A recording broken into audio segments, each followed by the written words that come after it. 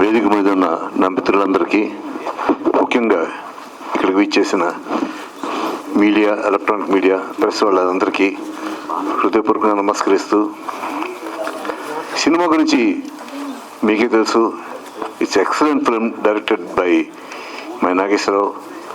నేనే నాగన్ పెట్టవా, నాగేశ్వరరావు అనేది ఓల్డ్ స్టైలు అని చెప్పాను. అలాగే నాగన్ పెట్టుకున్నాడు.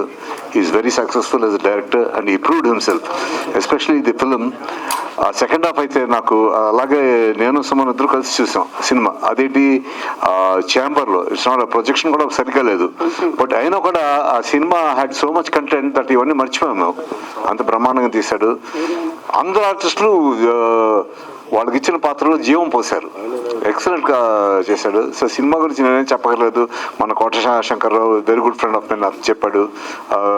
నాగేశ్వరరావు అనేవాడు మంచి talented fellow. It's a matter of time before becomes a big director. దాంట్లో నాకు పెద్ద సర్ప్రైజ్ ఏం లేదు. కాకపోతే ఇప్పుడు అడవిలో పులిలు ఉన్నాయి. ఆ పులిలు బ్రతకాలంటే వాటికి ఆహారం ఏం కావాలి? జింకలు కావాలి, డియర్స్ కావాలి, దుప్పులు కావాలి. ఇవన్నీ చిన్నవి. చిన్న సినిమాలు ఉంటే కానీ పెద్ద సినిమాలు బ్రతకవు. పెద్ద సినిమాలు మ్యాక్సిమం తీస్తే 10 తీస్తారు సంవత్సరానికి. That will not fit the theatres open అయ్యి ఇదిగా ఉంటారంటే, చిన్న సినిమాలు కూడా వాళ్ళు ఇటువంటి మంచి ఆణిముత్యాల లాంటి సినిమాల్ని వాళ్ళు ఎంకరేజ్ చేయాలి. ఎంకరేజ్ చేస్తేనే చిన్న సినిమాలతో పాటు పెద్ద సినిమాలతో చిన్న సినిమాలు కూడా బ్రతుకుతాయి. సో చిన్న సినిమా దీని గురించి మనకు మంచి కలెక్షన్స్ రావడం కాదు. చిన్న సినిమా రేపు పెద్ద సినిమా అవచ్చు, పెద్ద సినిమా రేపు చిన్న సినిమా అవచ్చు, డిపెండింగ్ అపాన్ సక్సెస్.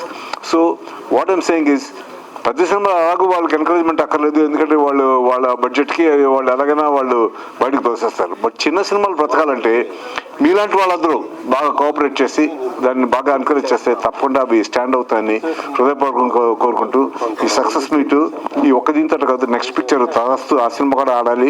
నాగేశ్వరరావుకి ఇంకా బోల్డ్ సినిమాలు వచ్చి అతను మంచి డైరెక్టర్గా ఉన్నా కూడా ఎప్పుడు ఇంత సింప్లిసిటీ మెయింటైన్ చేస్తూ పెద్ద సినిమా డైరెక్టర్ అయినా కూడా చిన్న సినిమా ఏదైనా మంచి సబ్జెక్ట్ ఉంటే అది కూడా తీయాలని హృదయపూర్వకంగా అతను ఆశీర్వదిస్తూ సెలవు తీసుకుంటున్నాను. Thank you very much.